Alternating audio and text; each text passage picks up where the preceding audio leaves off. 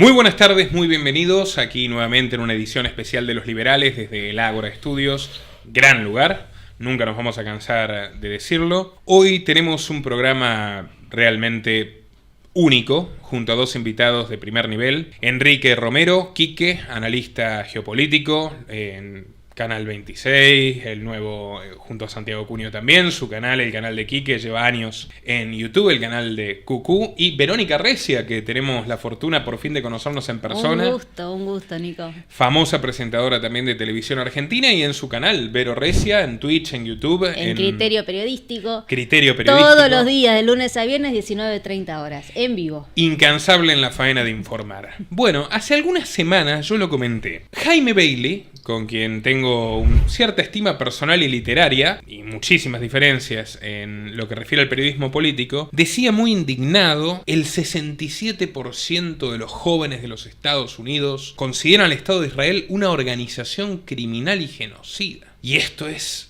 terrible. Obviamente no es terrible, significa que cada vez más jóvenes, pese a la enorme censura y aparato de adoctrinamiento israelí en los Estados Unidos, cada vez más jóvenes están teniendo acceso a la verdad de los hechos, a lo que realmente ocurre con la repudiable, terrible y dramática limpieza étnica en la Franja de Gaza. Luego de esto ocurrió un hecho realmente revolucionario hace apenas un puñado de días, que es el descubrimiento de túneles totalmente siniestros, sin ninguna autorización legal, lo cual llama mucho la atención, en plena ciudad de Nueva York, en una sinagoga de una poderosa organización sionista, a la que ya le hemos dedicado un informe por sus vínculos con el presidente de Argentina, Javier Milei, que es la Jabal Lubavitch. También hemos hablado de la Jabal Lubavitch en nuestro documental sobre Jeffrey Epstein, muy en boga en los últimos tiempos, que pueden encontrar en patreon.com/Nicolás Moraz, pero bueno, la realidad una vez más supera la ficción. Han circulado videos e imágenes donde se puede observar estos túneles secretos, en principio ocultos, siendo decomisados por la policía neoyorquina, con resistencia de algunos miembros de la organización Jabal Lubavitch, y donde se encontraban artículos realmente surrealistas como colchones,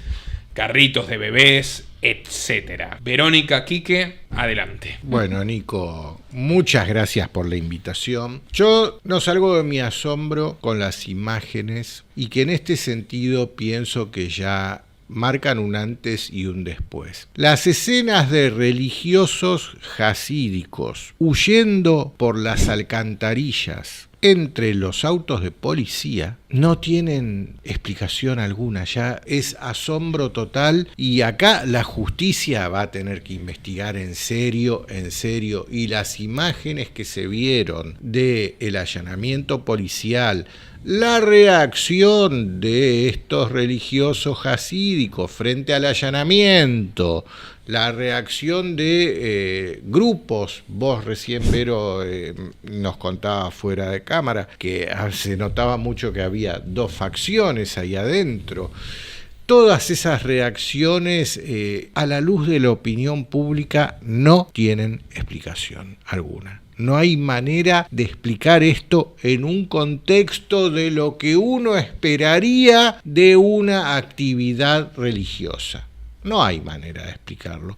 Entonces, si dentro de ese contexto no lo podemos explicar, hay otras cosas. Hay algo más profundo. Sí, profundos son los túneles, está claro que iban hacia abajo de la ciudad de Nueva York. Son todos interrogantes, pero lo bueno es que está saliendo a la luz todo. Cada vez sale más a la luz. Lo que a mí me preocupa más que nada, independientemente de lo que la justicia pueda determinar acerca de qué pasa ahí adentro de esa secta, porque, a ver, vamos a utilizar la palabra correcta, secta. Secta es cuando dentro de una religión hay interpretaciones totalitarias de los preceptos de esa religión y deciden formar un rancho aparte para vivir esas reglas de la manera que ellos solos la interpretan, se llama secta. Es un sector, la palabra secta viene de sector. Bien. Un sector interpretativo de los preceptos religiosos. Bien, eso es la Jabal Lubavitch, una secta. Lo preocupante es que nuestro presidente, Javier Milei, quedó sumergido en esa secta. Eso es preocupante. Y quedó sumergido de una manera tal que la justicia argentina ya debería estar investigándolo también. Porque llegó a esa secta introducido por dos personajes, dos de los más poderosos empresarios argentinos. Uno es Eduardo Edelstein, que el diario La Nación, cuando quiso hablar de él, tituló El dueño de la tierra. Uh-huh. El otro es Gerardo Wertheim, el actual embajador en los Estados Unidos, que previo a la asunción fue Gerardo Wertheim quien lo llevó en un avión privado a Javier Milei, a ese lugar casualmente que fue allanado porque se encontraron esos túneles. Nuestro presidente estuvo un mes atrás en ese lugar y están las fotos que se lo ve en la puerta. Decir, Quique, por segunda vez en 3 meses. Bueno, porque ya había viajado después de las elecciones en las PASO. Claro.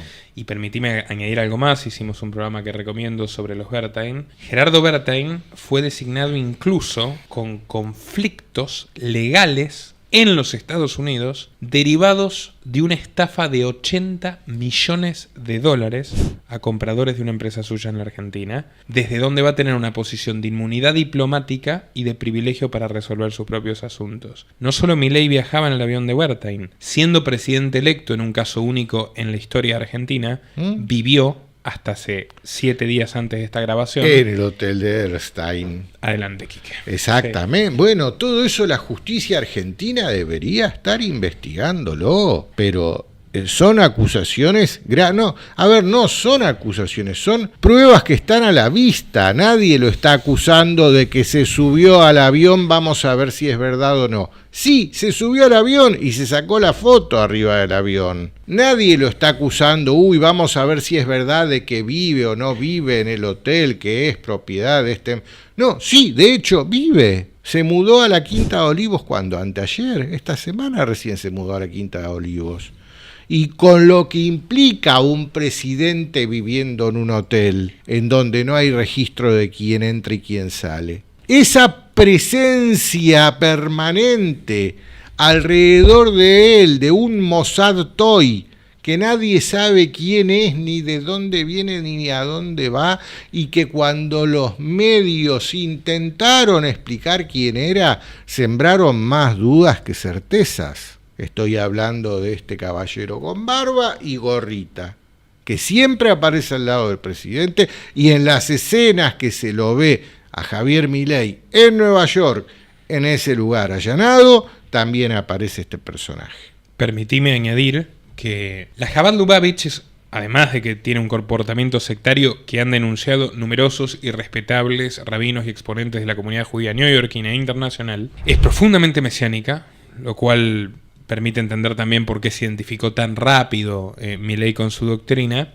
Surgió en torno al rabino Menachem Mendel Schneerson, a quien fue a rendirle homenaje porque lo considera una figura cuasi profética. Pero el nivel de polémica y de controversia que rodea esta organización es muy alto hace mucho tiempo. Puede buscar cualquiera que nos escuche en el Nuevo Herald, La Voz de América, que es el medio estatal oficial de Estados Unidos, o directamente de los archivos de la página del FBI.gov de los Estados Unidos, un caso muy particular de un destacado dirigente de la Chabad, que es el rabino Levi Isaac Rosenbaum, de Brooklyn. En el año 2009 fue arrestado por amenazar a indigentes árabes en territorio ocupado por los sionistas para que entreguen sus órganos a precio de ganga y luego venderlos a 16 veces lo pagado. Fuente FBI. La obsesión de Milei con los órganos cobra sentido cuando uno se entera de que este señor, aprovechando precisamente la inmunidad religiosa que le proveía su pertenencia a la Chabad Lubavitch, se dedicó en forma sistemática a pagar $10.000 por órganos de pobres árabes a quien se los lleve y venderlos por hasta $160.000 en los Estados Unidos. Fue condenado. Esto es la Chabad Lubavitch. Bueno,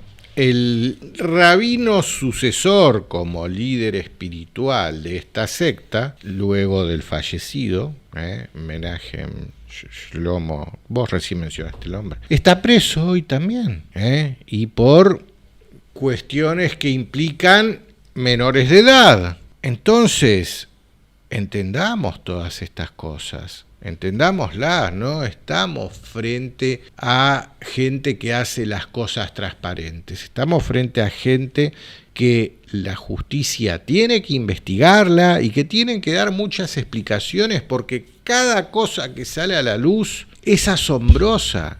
Y ya te digo, nada supera estas imágenes de religiosos jasídicos huyendo por las alcantarillas entre los autos de policía. Por supuesto, tenemos que entender que no todos ni la mayoría de los religiosos jasídicos tienen un comportamiento tan reprochable. Sin embargo, y quiero enfatizar una vez más el poder de la Jabal Lubavitch, cuando George Soros era sionista, dejó de serlo hace algunos años, no termino de entender muy bien por qué, pero me barrunto que porque conocía muchas de estas cuestiones que podían llegar a salpicarlo, le presentaron a un joven argentino, prometedor, que había viajado a Nueva York y que a través de la Jabal Lubavitch buscaba un sponsor.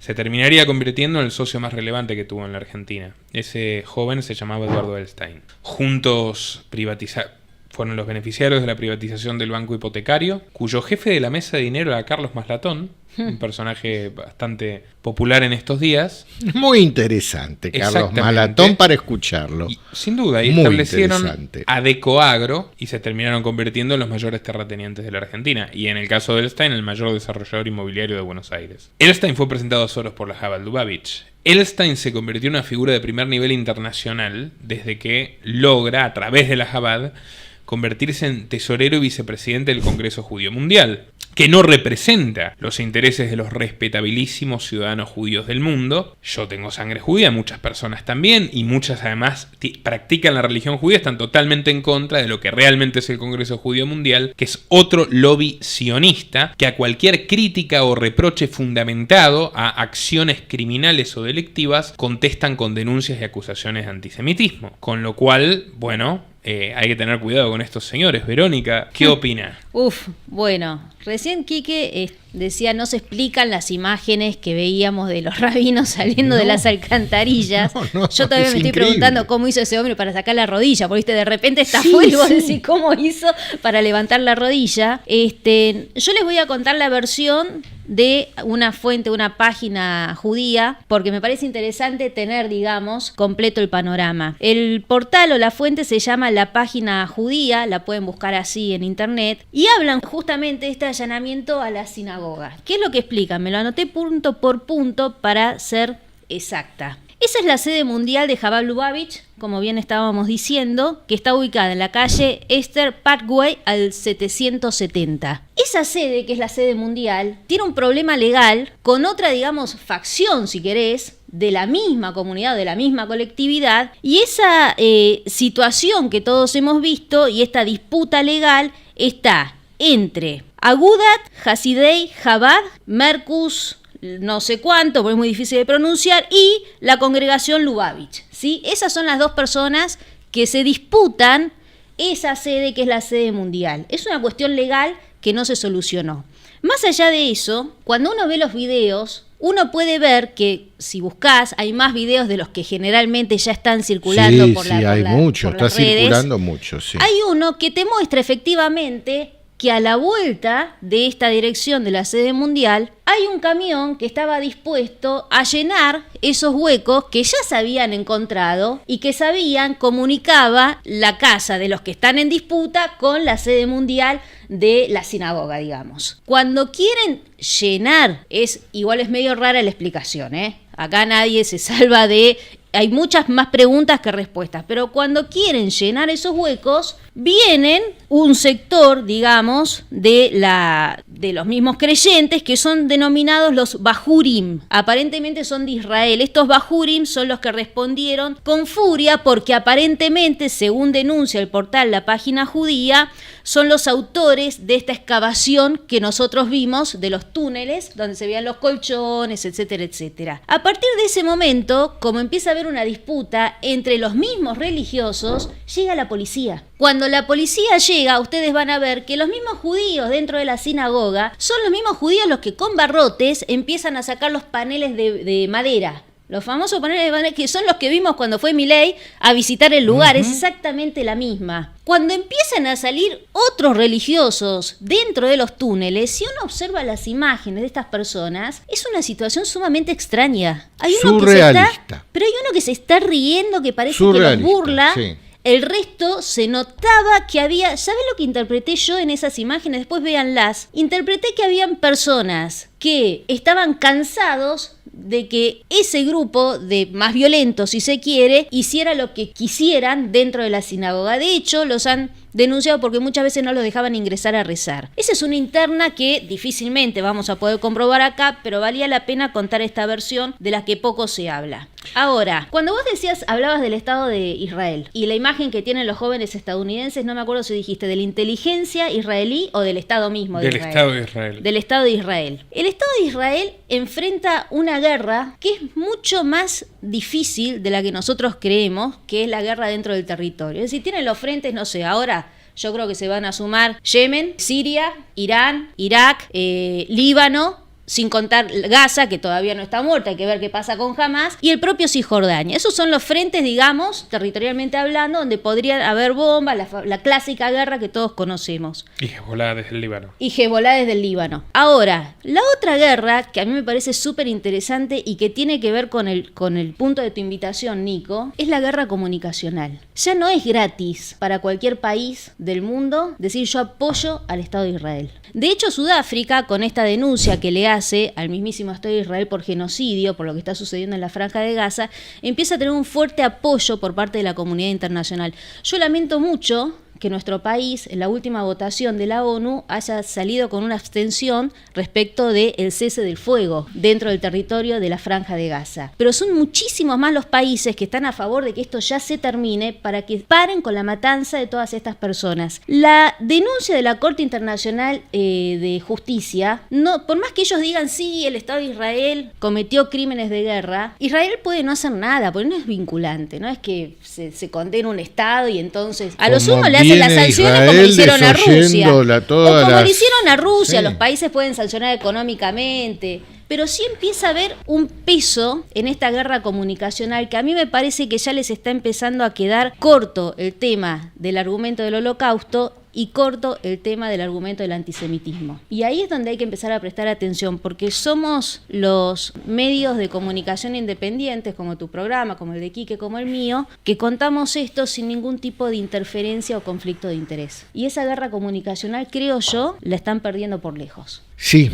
es así, Vero, como vos decís. A mí me preocupa mucho, Nico, cuando surgen las luchas intestinas dentro de las facciones del Estado de Israel. Consecuencia de eso fueron los 2 atentados que hubieron en la Argentina. Y esto consta en la causa AMIA, consta. Lo que pasa que cuando hablan de la causa AMIA siempre hablan los mierdos que tiran para ese lado. Pero a ver, el doctor Juan Gabriel Lavaqué, dentro de la causa, ha presentado muchas evidencias y muchas peticiones al juez, los jueces que fueron cambiando, ¿no? Desde ya, en las cuales se investigue la línea de las luchas intestinas dentro del Estado de Israel, porque esas luchas intestinas de las distintas facciones fueron las que terminaron con la vida del primer ministro de Israel, Yitzhak Rabin. Yitzhak Rabin no lo mató un yihadista al grito de Alá Akbar. No lo mató un nazi pidiendo muerte a los judíos. No, lo mató un agente del Shin Bet. El Shin Bet es el servicio de inteligencia interno de Israel. Así como en Estados Unidos la CIA es el servicio de inteligencia externo y el FBI es el servicio de inteligencia interno, bueno, en Israel el Mossad es el servicio de inteligencia externo y el Shin Bet es el servicio de inteligencia interno. A Yitzhak Rabin, el presidente de Israel, lo mata un agente del Shin Bet. Y esas luchas de las distintas facciones se vieron reflejadas acá en la Argentina, porque la comunidad judía de la Argentina estaba a favor de la paz, estaba a favor de la solución de los dos estados, estaba a favor del gobierno de Yitzhak Rabin y lo financiaba desde acá, desde la Argentina. Todo eso consta en la causa AMIA, no estoy inventando nada, consta en la causa, hasta que de golpe viene este atentado que termina con la vida de este presidente. Y con la posibilidad del Estado de Palestina. Entonces, un nuevo presidente que elige alinearse irrestrictamente con el Estado de Israel. La pregunta que tenemos que hacerle a este presidente es ¿con qué facción dentro de las luchas intestinas del Estado de Israel se está alineando? ¿Y cuáles son los riesgos que ese alineamiento con esa facción implica para la Argentina? Porque ya hemos sufrido 2 atentados. Es muy interesante recordar el episodio de los acuerdos de Oslo entre Yasser Arafat y Yitzhak Rabin, auditados por Bill Clinton, mediados por Bill Clinton, si se quiere. En aquella oportunidad, un elemento, supuestamente un periodista, pero lo cierto es un magnate de los medios de comunicación de Israel, ruso, sindicado por Haaretz como doble agente de las FSB rusas, ex KGB, y del Mossad, llamado Avigdor Eskin, dijo en televisión, 33 días antes de la muerte de Rabin, que lo maldecía por declinar en la Guerra Santa, por la Tierra Santa. Lanzó una maldición en arameo, Hajralá creo que se llama, y bíblicamente esa maldición terminaba con la muerte de la persona a la que maldijo 33 días después. 33 días después fue asesinado por un extremista sionista, Yitzhak Rabin, y los acuerdos de Oslo se fueron al tacho. Ese señor, Avigdor Eskin, que está vivito y coleando, por cierto, estuvo un tiempo exiliado en Rusia y fue tesorero del partido Rusia Unida de Vladimir Putin, un hombre muy cercano a Putin, acaba de decir este año que si Israel tiene que hacerle una guerra mundial a todos sus enemigos, lo va a hacer. Bueno, es la opción Sansón que tan bien describió en su libro allá en los años 70 Seymour Hersh. Sí, ¿cuál es el mito de Sansón? Que Sansón, cuando se vio rodeado de sus enemigos, lo que hizo fue con su fuerza derribar las columnas del templo y murieron todos. Él también. Sansón también murió, claro. Bueno, sí. Es la opción Sansón. Es lo que vemos. Ahora, esta guerra comunicacional tiene que ver con todo esto que ustedes están hablando, porque la gente empieza a noticiarse de todo esto, Nico, y empiezan a darse cuenta que la democracia de Israel, ¿no? El país democrático de Medio Oriente. ¿Qué democracia? Los palestinos no votan. ¿Cuántos hay? 2 millones, no sé cuántos quedarán en la Franja de Gaza que no votan. Por eso hace 40 años el Likud está ahí. Los de Cisjordania tampoco votan. ¿Dónde está la democracia? Y el 8% de ciudadanos israelíes árabes ni siquiera se toman la molestia de votar. Entonces tenés ciudadanos de primera clase, de segunda, de tercera. Digamos, no hay una democracia en el Estado de Israel. Todo esto se empieza a conocer, por eso yo digo... Hay una prensa que nos dice que es la única democracia. Pero esa prensa ahora está contra la espada y la pared, como en muchos otros temas, gracias al periodismo independiente. Porque podemos tener un montón de fallas, pero hablamos con honestidad y sin conflicto de intereses. Y leyendo, y anotando, y recordando.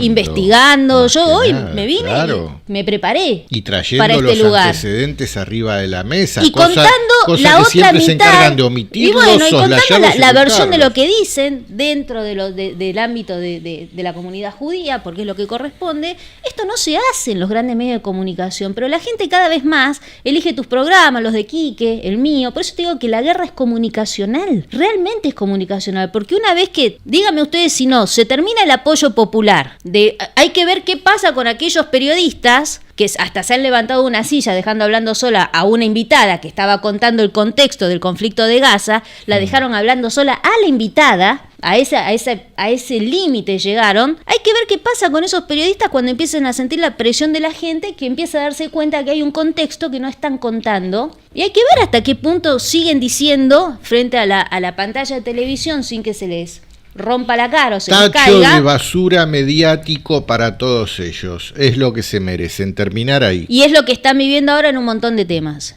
No solamente en este. Entonces yo me pregunto qué va a pasar. Y por el otro lado, lo que vos decías, si Israel va a terminar incluso autoimplosionando con esta situación, bueno, nosotros tenemos que hacernos la pregunta qué va a pasar con nuestro país, ¿no? A propósito de esa situación. Recordemos que no por nada Henry Kissinger en 2014, en una entrevista que le hizo el medio New York Post, no New York Times, el New York Post, el periódico más antiguo de Estados Unidos, fundado por Alexander Hamilton. Exactamente.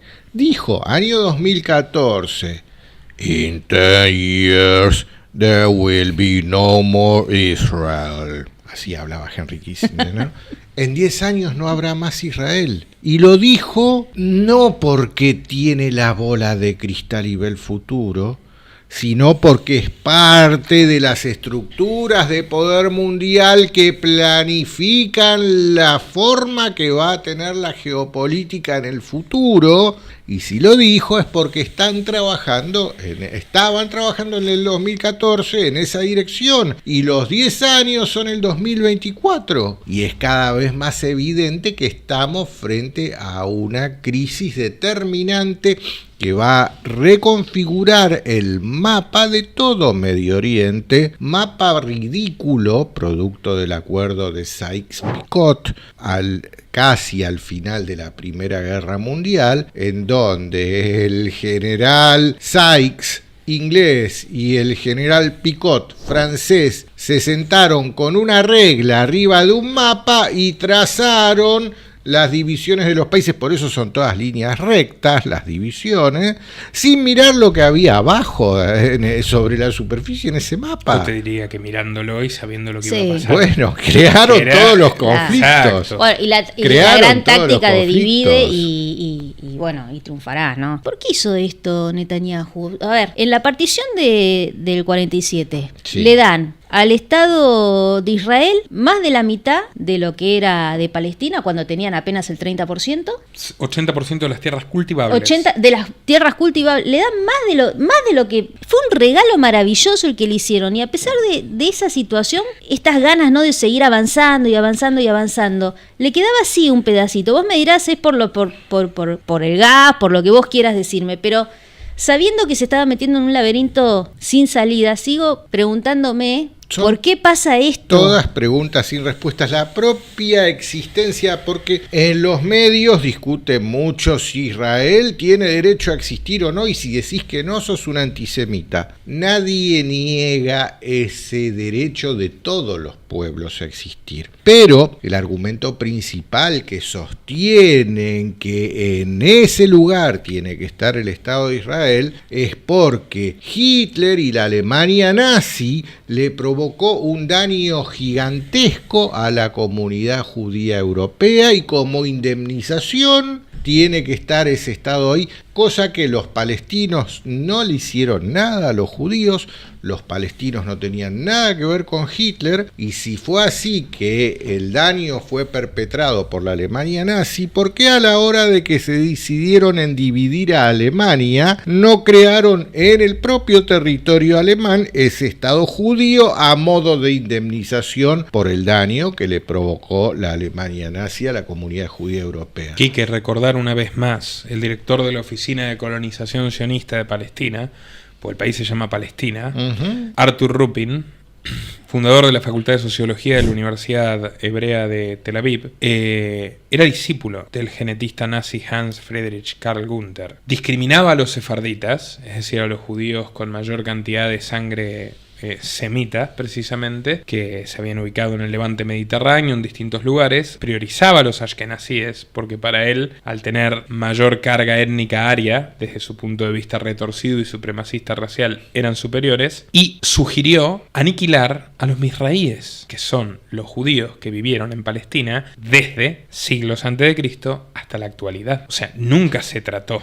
de un Estado inclusivo, ni siquiera con la totalidad de los judíos. Siempre se trató de un instrumento colonial que primero Inglaterra, ya le dijo Winston Churchill a Clement Attlee, su sucesor, esta es la mayor y última gran empresa de la corona, como Estados Unidos han utilizado para mantener a toda la región y a la civilización árabe dividida, estresada y agotada con el conflicto permanente. Y esa misma premisa es lo que hoy está llevando a que hasta los norteamericanos le bajen el pulgar a Netanyahu. Porque los planes de Netanyahu para escapar de sus 4 causas de corrupción, de las protestas más grandes de la historia de Israel que hubo en marzo por la corrupción, por su intento de nombrar a los jueces de la Corte Suprema a dedo, bien chavista y bolivariano, su intento de escapar es barrer Gaza definitivamente. Es que no quede ni uno de los 2 millones de gazatíes. Es subir hacia adelante. Pero si no queda ni uno de los 2 millones de gazatíes, ya no hay conflicto, y si ya no hay conflicto no le sirve a Estados Unidos. Entonces, están empezando a encontrar un límite en su propia desmedida ambición sanguinaria. Bueno, entonces hay que ver cómo reaccionan, sobre todo en la respuesta o no respuesta, Irán ante esta presión permanente, ¿no? Es parecida a la jugada que le hicieron a Rusia con el avance de la OTAN, que cada vez están en la línea roja, finalmente reacciona Rusia y se le vinieron arriba todas las sanciones y una guerra que ya lleva, no sé, 2 años, 3 años. Bueno, en la guerra proxy de Irán y Arabia Saudita en Yemen, tenemos hace 4 días a los Estados Unidos y Gran Bretaña bombardeando en forma directa a los hutíes, claro, que son las milicias apoyadas por Irán. Claro.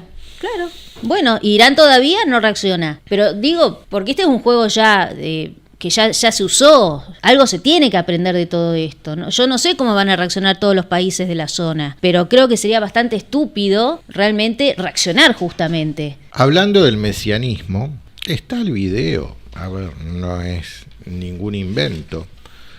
Cuando Netanyahu fue a verlo al fallecido rabino líder de la Chabad Lubavitch, Netanyahu le pregunta acerca de la llegada del Mesías al rabino, y el rabino le contesta que es responsabilidad del propio Netanyahu acelerar la llegada del Mesías. Interpretalo como quieras, pero los textos bíblicos hablan de la llegada del Mesías luego de la gran tribulación. O sea que para que llegue el Mesías tenemos que provocar la gran tribulación. Sin gran tribulación no hay llegada de Mesías. Eso le estaba queriendo decir el rabino a Netanyahu, que provoque esa gran tribulación. ¿Y en qué consiste entonces esa gran tribulación? Y bueno, si uno se remite a los textos del Apocalipsis, y guerras, hambres, esto que hemos vivido en los últimos 3 años, decretado desde una ONG en Ginebra, dependiente de las Naciones Unidas, los 4 jinetes del Apocalipsis, hambre, traen estas calamidades al planeta. Y esa es la gran tribulación. Y cuando pase eso, llega el Mesías. Entonces, ¿qué le quiso proponer este rabino que fue a venerar Milei a Nueva York, llevado por Wertheim y Erstein y con su Mossad Toy al lado? Este rabino en vida le pedía a Netanyahu que acelere la llegada del Mesías. Netanyahu en sus manos lo único que tenía para hacer es la guerra. Entonces era una de las patas del Apocalipsis, las guerras. Bueno, sí, pero una guerra que levantó altísimas sospechas de cómo reaccionó tardíamente, supuestamente el aparato de inteligencia más sofisticado del mundo, que tardaron 7 horas en llegar al lugar donde estaban, digamos, masacrando a los israelíes. Así como eso es el manto de sospecha del ataque de falsa bandera. Pero es que ese manto de sospecha lo tienen muchas personas ya. Antes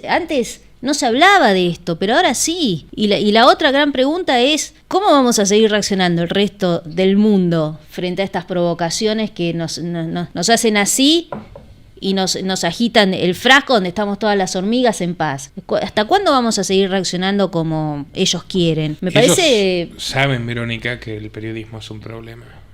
Dándote la razón a lo que decías, mataron 100 periodistas en lo que va de esta guerra. Sí. Mataron Al Jazeera, Reuters, sí. Las cadenas callaron de manera miserable. La gente de la misma ONU, los que ayudaban ahí a la... Una escuela de la ONU bombardearon. Y de los 20.000 muertos, 13.000 son niños. Bueno, este es un peso, una presión social que yo no creo que sea en vano, más allá de que la Corte Suprema Internacional de Justicia sea vinculante o no sea vinculante. Gratis no lo sacan. Y yo no sé qué periodista va a salir ahora a decir o van a seguir poniendo la banderita israelí frente al escritorio cuando salen en vivo. Realmente yo no me hago esta pregunta porque de verdad es muy interesante lo que ha logrado el periodismo independiente. Es muy fuerte. Por eso nos están todo el tiempo cambiando las reglas del juego en las redes, nos cierran los canales, tenemos que estar hablando en clave. Así todo, parece que salimos pero hasta por debajo de las baldosas. No pueden con nosotros. Es muy fuerte lo que está pasando comunicacionalmente hablando. A mí me asombra, a mí me llena de orgullo. Manifestaciones masivas como la de Jewish Voices for Peace,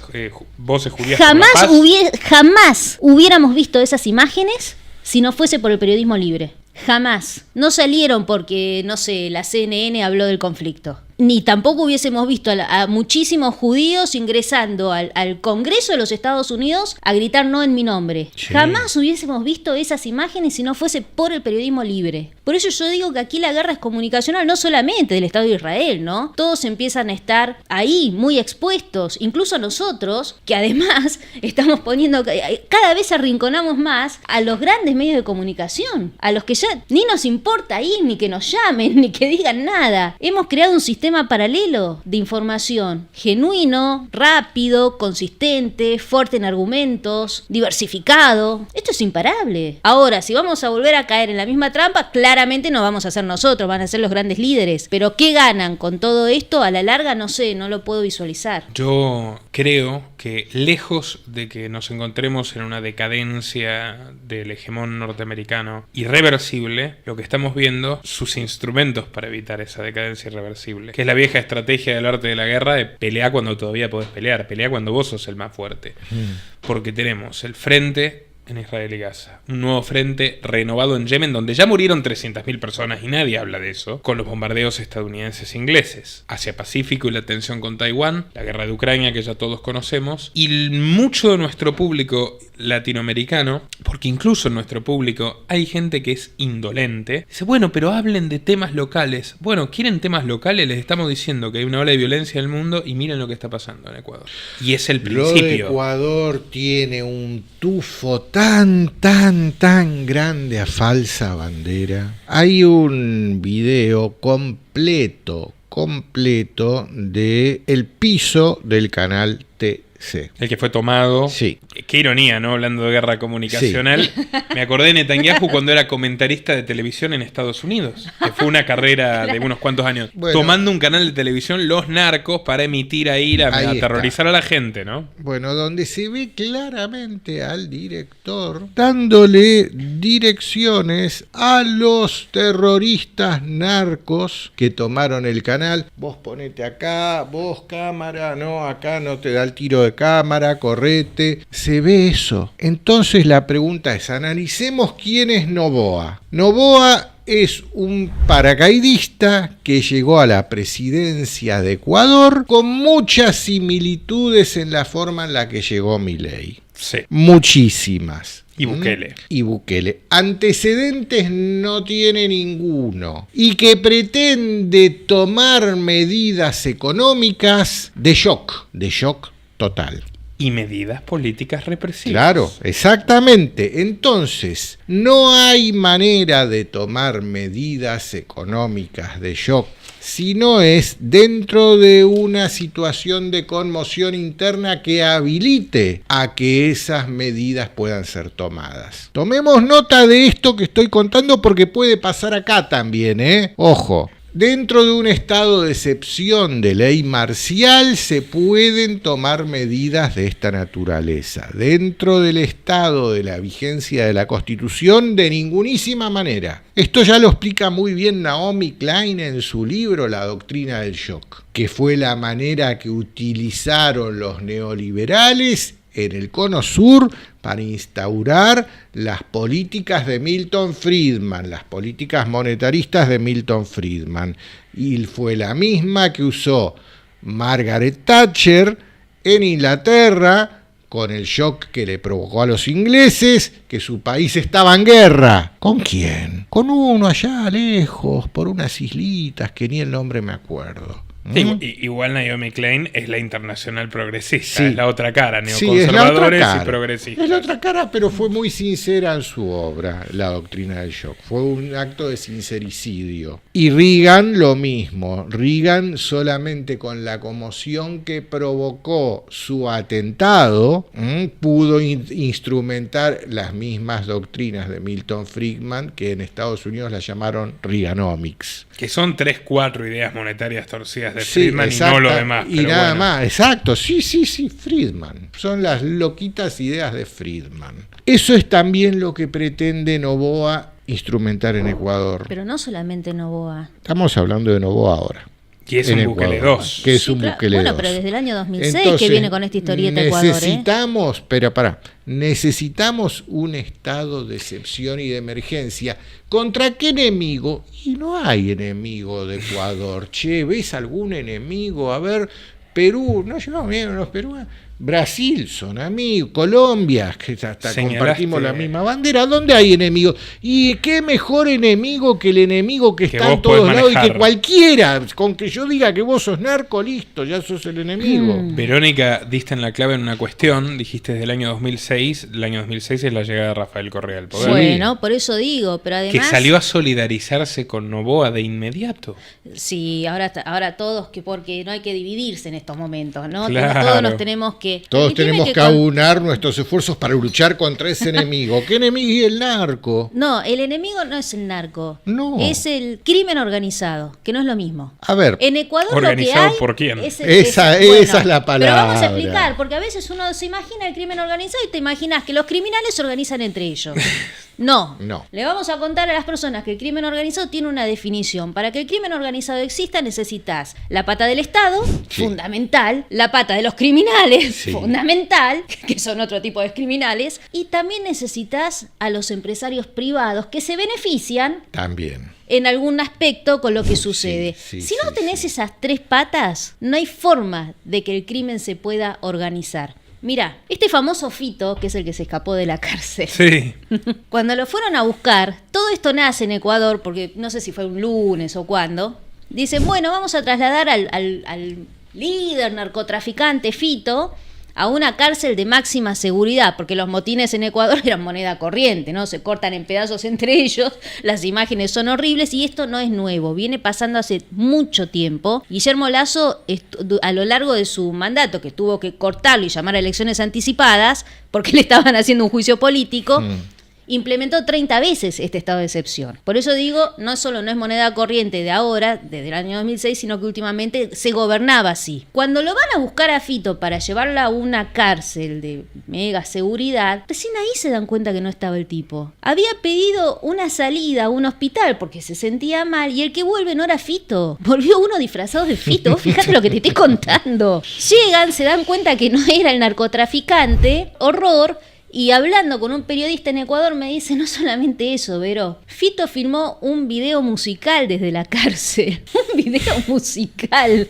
Tenía reuniones con los narcotraficantes. Bueno, es como la cárcel de Pablo Escobar. Sí, ducha con agua fría y agua caliente. Y me dice el periodista con muy buen tino, Fito estaba detenido porque él quería. Claro, porque a veces necesitan que lo cuiden. Entonces se detienen, se autodetienen y después se van. Es una... ¿Cómo vos decís? ¿Cómo se llega a este punto? Y estamos todos, digamos, ahí de estar en esta situación. Pero si no se contextualiza esto, yo coincido que es muy rara la toma del canal. Es uno de los canales más importantes de Ecuador. Es como decirte, entrás, no sé, a Canal 13, que tiene instalaciones muy grandes, controles de seguridad. No es fácil. No es como entrar a otros canales, no voy a dar nombres, pero digo, en el canal donde yo trabajo, es más modesto. Sí. No es esa la situación. No es que cualquiera puede ingresar. Y aparecen todas esas imágenes y después los detienen a todos. Es verdad, parece todo un poco armado, pero raro. También hay una realidad aquí que no se olvide el asesinato del candidato a presidente que termina ganando Noboa, no sé si porque lo termina matando a Fernando Villavicencio, que le dan un tiro cuando salía de uno de los actos de campaña electoral y no fue el único al que mataron. El periodista que señaló los vínculos entre los choneros y Rafael Correa. Una vez más el periodismo que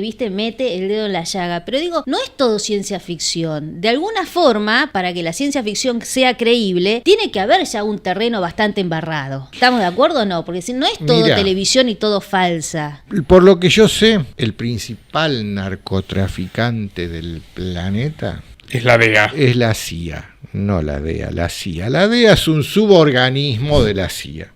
¿Qué CIA? ¿Cuál CIA? La CIA organizada por Bush padre. Esa CIA. Desde aquel entonces, guerra de Vietnam, desde aquel entonces la CIA se convirtió en una agencia de narcotráfico. Permitime, Quique, la guerra contra las drogas es una guerra que surge tras el fracaso de Vietnam con la premisa de Kissinger de tenemos que librar una guerra que nunca se gane, que nunca se pierda y que nosotros podamos contra manejar. Un enemigo que esté donde lo necesitemos cuando lo necesitemos. Sacando las sustancias que estuvieron durante siglos, y la obra indiscutiblemente más completa de esto son los 2 volúmenes de la historia general de las drogas de Escotado, en farmacias y herbolarios. ¿Cuántas muertes hubo por sobredosis de heroína o cocaína cuando las vendía Bayer con prospecto antes de la prohibición? 0. En la Argentina la cocaína se le dice merca porque la vendía y la elaboraba a principios de siglo el laboratorio Merck. Exactamente. Le entregan esas sustancias que pasan a estar absolutamente adulteradas al crimen organizado por ellos, y a partir de ahí encuentran un pretexto para intervenir políticamente en todas las policías y todos los ejércitos de todo el planeta. Exactamente. Y volvamos a Ecuador entonces. Ecuador, en los años 80, cuando su presidente era Jaime Roldós, recibía la visita de los organismos internacionales, el FMI y el Banco Mundial. Quien tenía a cargo visitar Ecuador en nombre del Banco Mundial se llamaba John Perkins. John Perkins escribió un libro, Confesiones de un asesino económico, Confession of an Economic Hitman. En ese libro claramente él decía que tenía reuniones con Roldós, que le planteaba un montón de exigencias económicas que le imponían los Estados Unidos, como por ejemplo las privatizaciones, entregar el petróleo, todo eso, y que si no lo hacía, él tenía que dar por concluida su misión. Y que una vez que él daba por concluida su misión, atrás venían los chacales de la CIA, y se lo advertía, Y Roldós como termina, y en un accidente de helicóptero muere. Así fue la historia de Jaime Roldós. Y bueno, en Ecuador es esto. Y por eso hoy estos países están tomados por los narcos. ¿Qué tan lejos estamos nosotros acá en la Argentina? Y con una Rosario, que es la ciudad de embarque de toda la droga que viene por la cuenca del río Paraguay-Paraná, que baja desde Bolivia. La salida de la droga de Bolivia y Paraguay hacia Europa está en Rosario. Ahí se embarcan los buques de ultramar, en Rosario. Y todo el mundo lo sabe esto. En puertos de grandes compañías privadas. En puertos de grandes compañías privadas, en buques de respetables instituciones navieras, por propiedad de armadores incuestionables, de esos armadores que si quieren navegar por el Mar Rojo y desde algún país ribereño les mandan un ataque, tienen la capacidad de que Estados Unidos e Inglaterra bombardeen ese país ribereño. De esta gente estamos hablando. Y esta gente, la droga la saca por Rosario y la tira al mar luego de haber atravesado el estrecho de Gibraltar, y allí luego se encargan los locales de recuperarla, o si no, la desembarcan en el puerto de Ámsterdam, lugar donde gobierna el marido de una chica de San Isidro. Bueno, sí, a la cual el ejemplo en el cual Luca Prodan se inspiró a la hora de hacer su famosa canción de La Rubia. Sí, exactamente. El tiempo apremia, sería un placer tenerlos bastante más aquí. No sé, Verónica, si querés comentar algo para cerrar. No, ya. Ha sido un inmenso placer compartir con ustedes. Realmente les agradezco mucho su visita. Gracias, mijo. Subrayo y enfatizo la valía de las palabras de Verónica en torno al periodismo libre. Sigan el canal de QQ en YouTube. Quique, por supuesto, Romero. Criterio periodístico, que en realidad figura como Verónica Recia en YouTube. Todos los días, lunes a viernes, 19:30. Un noticiero para que las personas se sientan acompañadas sin escuchar las estupideces que se escuchan en los canales de televisión. Muy recomendables ambos, y por supuesto apoyen a nuestra casa desde patreon.com/Nicolás Moraz, con contenido exclusivo ya no disponible para todo el público porque no quedó otra opción, a quienes nos apoyen desde $5 mensuales. Hasta la próxima. Nuestro trabajo depende de tu apoyo. Para que siga siendo posible, realiza tu aporte desde tan solo $3 por mes a través de Patreon, en los enlaces que figuran en la descripción o en el comentario fijado. También podés hacerlo vía Bitcoin o desde la opción Unirte de YouTube. Y si estás en Argentina, elegí el medio de pago de tu preferencia a través de Mercado Pago. Quienes nos apoyen en Patreon a partir de $5 mensuales tendrán acceso a análisis, entrevistas, conferencias y documentales exclusivos. También tenemos opciones para sponsors. Así que publicita con nosotros a través de patreon.com/Nicolás Moraz.